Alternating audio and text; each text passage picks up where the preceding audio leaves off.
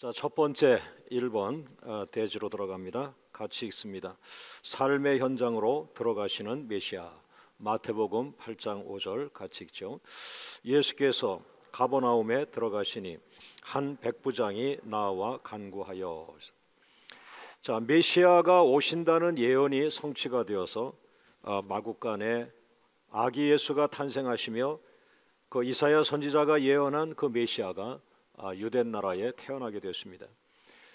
그 메시아가 이제 성장하셔서 이제 사역을 시작하는데 마태복음 5장, 6장, 7장 산상수훈이라고 하는 아주 놀라운 그 신앙의 원리의 집대성을 우리에게 주었습니다. 그리고 8장부터 머물지 않으시고 바로 현장으로 삶의 현장으로 가기 시작해서 지난주에 한 환자를 만나시고 또 오늘 두 번째 주인공을 만나게 됩니다.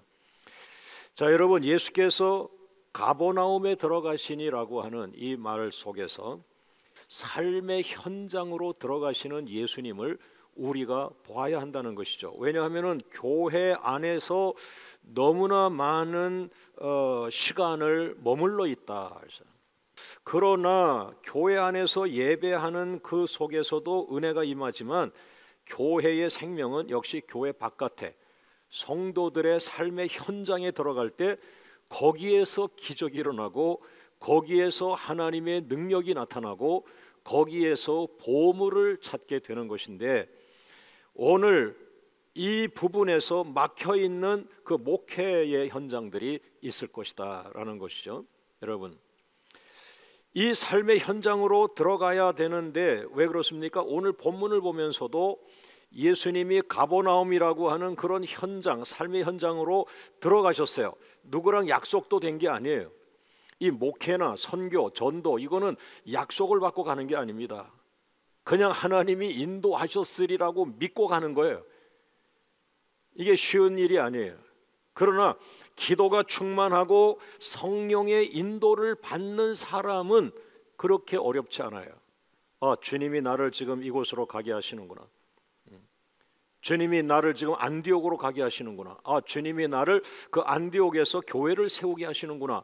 이렇게 사도 바울은 그러다지 어렵지 않았을 거예요. 왜냐하면 그는 성령이 충만한 사람이고 성령께서 얘야 아시아가 아니라 유럽 쪽으로 마게도냐로 가야 돼, 이런 인도를 받는 사람이기 때문에 그 인도에 집중하면 되는 거거든요. 그러니까 그 순간까지가 어려운 것인데, 여러분들이 기도라고 하는 기도라는 그 도구를 가지고 그냥 없는 거 이것을 잊게 해주세요라고 하는 데만 사용하지 마시고요. 그 기도가 성숙하게 되면 여러분의 방향표, 여러분을 인도하는 성령의 인도하심이 되는 거예요. 할렐루야, 할렐루야. 그 성령의 인도하심 안에 말씀도 있고요, 비전도 있고 약속도 있고 만날 사람들까지 연결이 다 돼 있겠죠. 여러분, 오늘부터 1년간 그런 삶을 한번 살아보세요. 바로 그것이 사도행전의 재현입니다. 할렐루야, 할렐루야. 두 번째, 내가 가서 고쳐주리라. 마태복음 8장 6절 말씀 시작. 이르되 주여 내 하인이 중풍병으로 집에 누워 몹시 괴로워하나이다. 이 사람이 아주 멋진 외국 사람이 나온 거예요. 로마 시민권을 가진 지도자가 나왔는데 이 사람이 자기 문제가 아니고 무슨 문제로 왔습니까? 그랬더니 저희 집에 하인이 있는데 이 사람이 뇌출혈, 그냥 중풍병이 돼가지고 지금 쓰러져서 꼼짝 못하고 있습니다. 너무 힘들어합니다. 이 사람을 좀 살려주세요 하는 거예요. 그 당시에 이 중풍병은 기적이 아니면 고칠 수가 없는 그 시대의 의학이나 이런 것이 그다지 발전하지 않았기 때문에 그럴 수 있죠. 근데 지금은 우리 한국의 의학의 수준은 세계적이잖아요. 그러니까 거의 못 고치는 병이 없어요 요즘은. 그러니까 이 의학도 하나님의 선물이요 축복입니다. 과거의 사람들이 본다면 지금 의학은 과거에 죽었어야 할 사람이 의학으로 살아나는 경우가 너무 많잖아요. 기적이 일어나고 있는 거예요. 그걸 첫째 감사하셔야 되고, 두 번째는 그럼에도 의학이 최고로 발달한 한국에서일지라도 여전히 의료진도 손을 못 대는 이러한 죽음의 병이 있다면 그것은 정말 성경 그대로 하나님을 찾아야죠. 할렐루야, 할렐루야. 그래서 바로 그 사람이 그 자기 하인의 병을 가지고 예수님께 와서 이걸 고쳐달라고 한 거예요. 지금 하인은 우리 집에 있습니다라고 한 거예요. 야, 저는 여기서요 목회 원리를 또 하나 배웠어요. 뭐냐 하면은 마태복음 8장 7절 말씀 같이 읽어봅니다. 시작. 이르시되 내가 가서 고쳐주리라. 내가 가서 고쳐주리라는 이 말이 저한테 너무 신선한 그 목회의 정신이라는 마음을 좀 베껴버렸어요. 메시아의 적극적인 자세.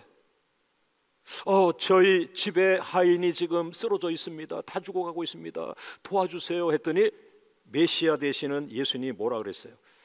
대다수 제자들은 예수님을 왕으로 막 생각해서 예수님 잘 되시면 나를 오른편에 장관으로 앉히시고 막 이런 마음을 가졌잖아요. 그러나 우리들의 메시아는 그게 아니었습니다. 예수님은 우리 집에 환자가 있습니다. 다 죽어갑니다 할 때 메시아께서 뭐라고 말씀하세요? 걱정하지 마세요. 내가 당신 집에 가서 고쳐줄게요. 내가 가서 고쳐주리라. 내가 가서 고쳐주리라. 내가 가서 고쳐주리라. 얼마나 적극적이시냐. 여러분, 오늘 하나님의 성령은 오늘 교회 안에 머물지 않게 하시고 교회 안에 그 일꾼들을 현장으로 가게 하시는 거예요. 할렐루야, 할렐루야. 그런데 현장으로 가시도록 할 수밖에 없었던 이유가 있었어요. 왜냐하면 이사야 선지자가 메시아 이런 분이 오신다, 메시아를 예언하셨는데 어떤 분이 오신다 그랬어요? 한번 성경 보세요. 이사야 42장 3절 시작. 상한 갈대를 꺾지 아니하며 꺼져가는 등불을 끄지 아니하고 진실로 정의를 시행할 것이며. 수백 년 전에 예언하셨는데 그 이사야 선지자가 메시아가 이 땅에 오시는데 그 메시아는 왕으로 오신다라고는 하셨죠. 그런 마음을 우리에게 줬는데 그러나 우리가 생각하는 그런 왕의 개념으로 잘못 받아들이는 거예요. 그 메시아는 우리 시대에 오시지만 그분은 와서 어떤 일 하느냐? 상한 갈대를 꺾지 아니하시고 꺼져가는 심지를 끄지 아니하시고. 그러니까 예수님이 오셔가지고 어떤 사람 찾아다니는 거예요? 장관 찾아가요? 총독 찾아가요? 유명한 사람 찾아가요? 인기인 찾아가요? 부자 찾아가요? 아닙니다. 꺼져가는 심지, 오늘 내일 죽어가는 사람, 상한 갈대, 상처를 너무 입어서 그냥 밥도 못 먹고 쓰러져 있는 사람들. 예수님은 완전히 반대 계신 거예요. 오늘 만약에 우리 교회가 이만큼 성장해서 우리도 세상적 개념으로 머무는 교회, 부유한 교회, 괜찮은 교회라고 자부한다면 우리는 별 상급을 받지 못할 겁니다. 다시 이 교회가 시작하는 그 시점 가서 예수님을 닮아서 얘야 목사야 빨리 상한 갈대 찾아가라. 의정부 땅에 상한 갈대, 꺼져가는 심지, 꺼져가는 심지. 부자는 저 사람들이 취급하게 해라. 너희는 교회다. 너희는 메시아 예수의 제자다. 메시아는 상한 갈대를 찾아다녀. 꺼져가는 심지. 그들에게 손을 내밀어 그들을 붙잡아줘. 너까지 왜 부자를 쫓아다니냐? 너까지 왜 그런 그 풍성한 그것을 자꾸 추구하느냐? 아니다. 상한 갈대에게 가서 손을 내밀 때 거기서 기적이 일어난다. 내가 예수의 이름으로 꺼져가는 심지, 오늘 죽을지 내일 죽을지 모르는 그 꺼져가는 심지, 그의 심령에 가서 예배를 드리고 기도하고 찬송하고 그에게 격려하고 그에게 성령의 기름을 부을 때 그 자리에서 부활의 역사를 내 눈으로 볼 것이며 사도행전의 재현이 일어날 것이며 성경 속에 일어났던 예수님의 사역들이 너희의 삶 속에서도 생동감 있게 부활의 역사 일어날 것이다. 그렇게 되면 또 하나님이 축복을 주실 것이고 그것을 가지고 또 물질로도 베풀고 기도로도 흘려보내고 살아있는 교회, 살아있는 교회, 제2의 안디옥 교회, 세계 선교를 감당하는 교회. 할렐루야, 할렐루야. 여러분, 메시아 예수님께서는 환우 여러분이 누워있는 곳까지 가셔서 고쳐주시겠다고 그랬어요. 여러분, 중환자가 어떻게 교회로 옵니까? 못 와요. 그런데 오늘 메시아의 정신은 뭡니까? 내가 그 환자 있는 곳까지 가겠다. 근데 왜 교회들은 안 갑니까? 이제 웃으면서 가야지. 순종하고 가야지. 가서 축복해야지. 그 집에 문고리를 붙들고라도 축복해야지. 그 가게터에 올라서서 괜찮습니다. 내가 시간이 없으니까 지금 여기 세탁소인데 집사님 머리 숙이셔. 내가 축복하는 마음으로 달려왔으니까 하나님, 우리 집사님 이 세탁소 축복해 주세요. 축복해 주세요. 그리고 신나지 않아요? 내가 발견한 목회. 나는 그런 목회를 지금까지 해왔어요. 여러분, 광명교회는 현장의 소리에 적극적으로 대처하는 교회가 되기를 주의 이름으로 축원합니다. 자, 세 번째 같이 읽습니다. 무한겸손의 사람 백부장. 마태복음 8장 8절 시작. 백부장이 대답하여 이르되 주여 내 집에 들어오심을 나는 감당하지 못하겠사오니 다만 말씀으로만 하옵소서. 그리하면 내 하인이 낫겠사옵나이다. 이 백부장이라는 분은요, 계속 추적할수록 이분은 멋진 분이에요. 얼굴만 상상이 안 되는데 어쨌든 이분은 정말 모든 걸 다 가지신 분인데 그 중에 겸손까지 지금 가지시는 거예요. 이 겸손이 무한겸손이라고 제가 표현했는데요, 그 메시아가 이 로마 장교를 보면서 그렇습니까? 당신 가정의 하인이 병들어 죽어가고 있습니까? 그럼 내가 가서 고쳐주겠습니다. 내가 당신 집에까지 가서 고쳐주겠습니다. 적극적인 모습을 예수님이 보이시니까 이분이 너무나 당황하면서 예수님, 저희 집에 들어오심이 나는 감당할 수가 없습니다. 이게 무슨 말이냐 하면은 집이 지저분해서 그런 것이 아니고요, 이분의 마음 상태, 메시아로 그분은 본 거예요. 어떻게 메시아 되시는 예수님께서 우리 같은 죄인의 집에 오실 수가 있습니까? 예수님을 우리 집에 영접할 만한 자격이 저는 없습니다. 나는 이런 부분이 부족하고, 난 이런 부분이 부족하고, 난 이런 부분이 부족하고, 나는 모든 면이 부족한 사람입니다. 감히 메시아 예수님을 우리 집에 어떻게 모시겠나이까? 그러나 그 시대의 회당장이나 율법사나 바리새인이나 사두개인이나 제사장이나 대제사장이나 장로님들이나 많은 분들이 있었지만 이 사람들은 예수님을 메시아로 보질 않은 거예요. 그래서 그분이 뭐라 그래? 그 나사렛 목수의 아들이라며 이렇게 나가는 거예요. 그러나 이분은 그 믿음을 하나님께서 주신 게 은혜죠. 메시아로 본 거예요. 할렐루야. 메시아로 보기 때문에 그 메시아 앞에서 자기를 낮추는 이 겸손의 모습, 아닙니다. 저는 감당할 수 없습니다. 저희 집에 들어오시는 걸 저는 감당할 수 없습니다. 여기에서 말씀만 하셔도 우리 하인이 낫겠습니다라는 엄청난 믿음을 고백하게 되는데요, 따라합니다. 여호와께서는 겸손한 자를 붙잡아 주신다. 다시 한번, 여호와께서는 겸손한 자를 구원하여 주신다. 여러분, 사람들이 좋아하는 게 있습니다. 그거 하면은 성공합니다.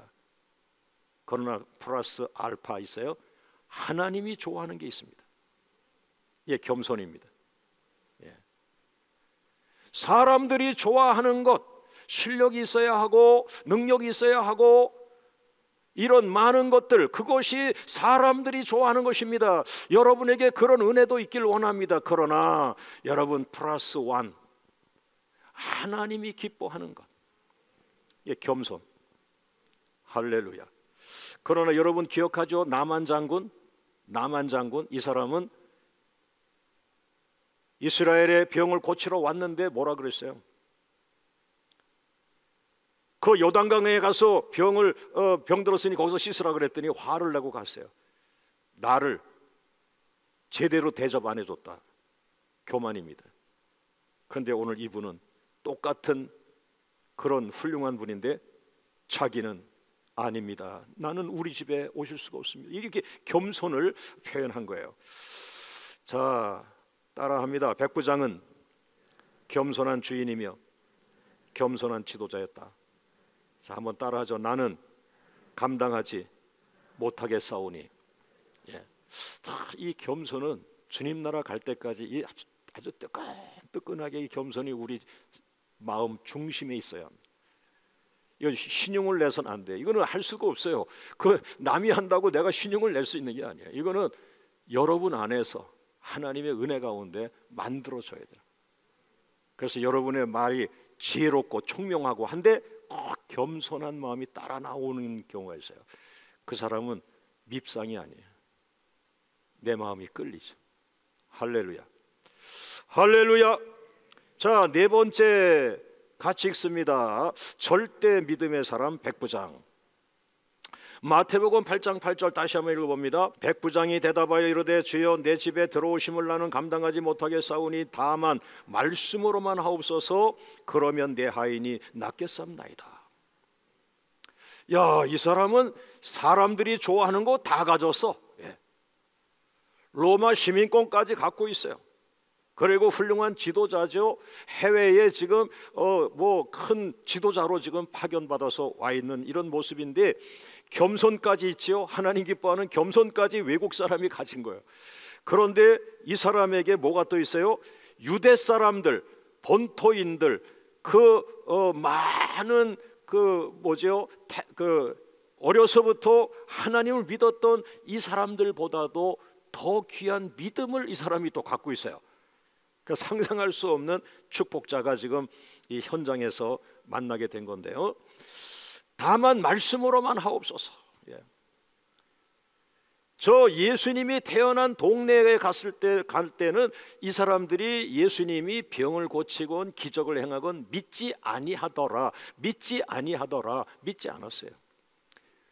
메시아이시기 때문에, 예수님이시기 때문에, 주님은 전능자이시기 때문에, 주님은 창조주이시기 때문에 다른 어떤 행위가 아니라 그냥 말씀만 하셔도 저 멀리 있는 우리 하인이 나을 줄 믿습니다.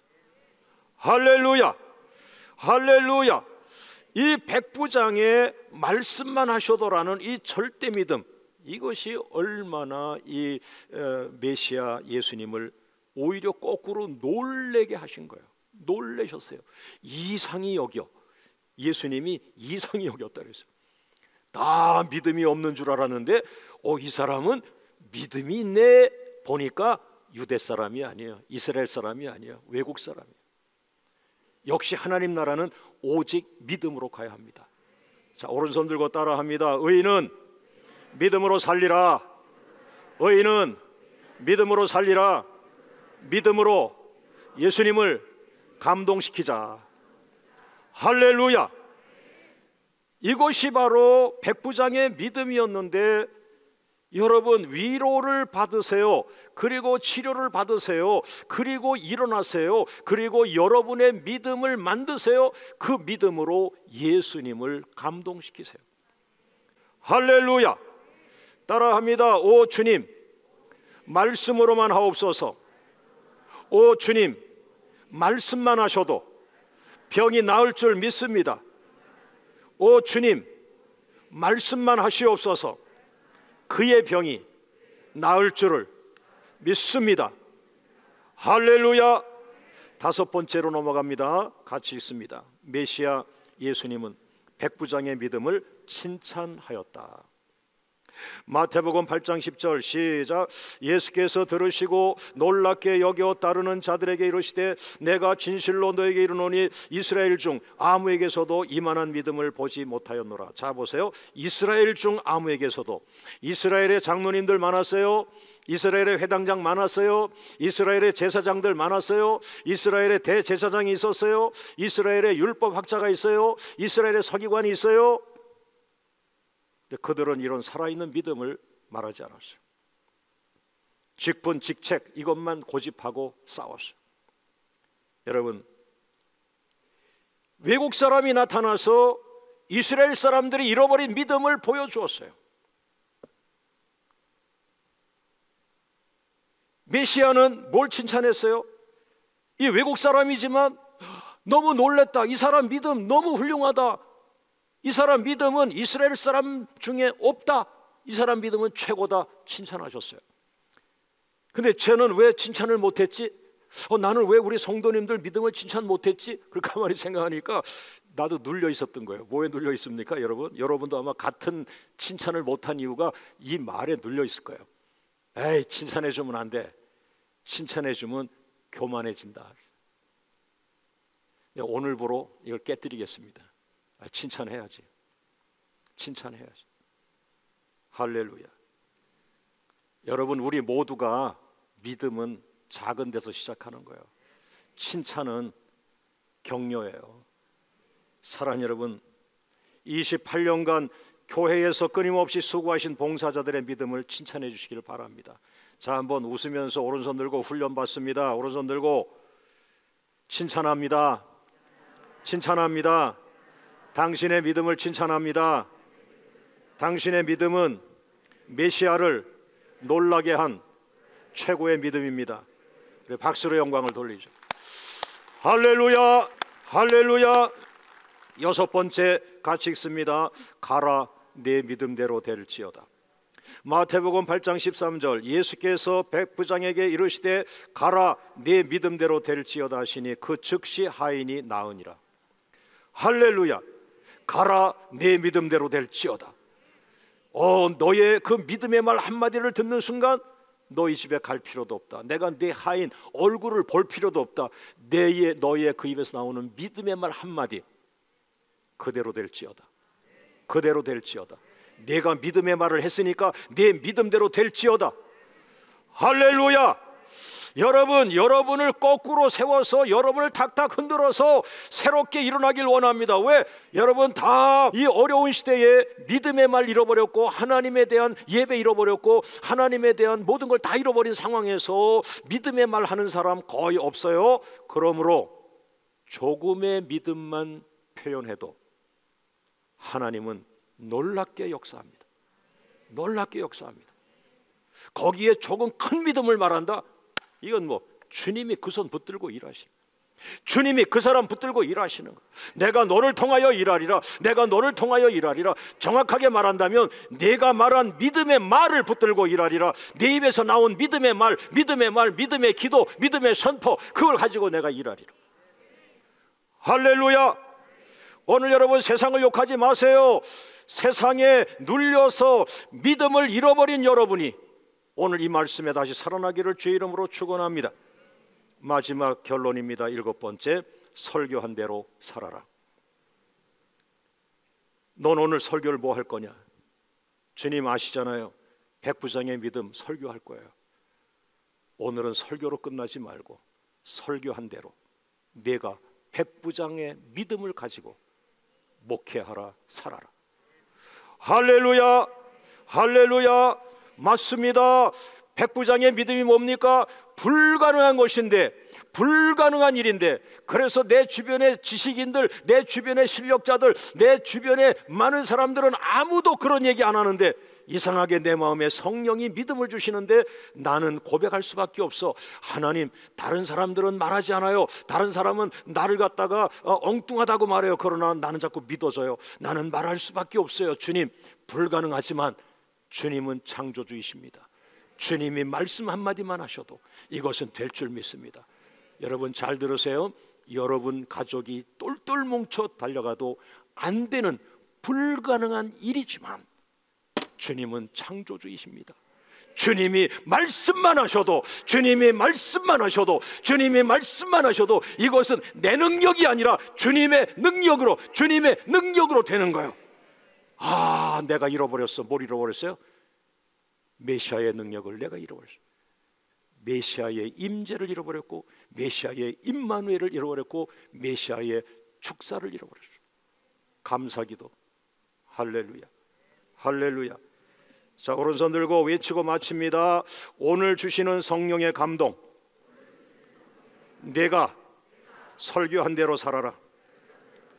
다시 한번 로마서 1장 17절, 오직 의인은 믿음으로 살리라. 다시 한번, 오직 의인은 믿음으로 살리라. 시작. 오직 의인은 믿음으로 살리라. 모든 영광을 주님께. 할렐루야.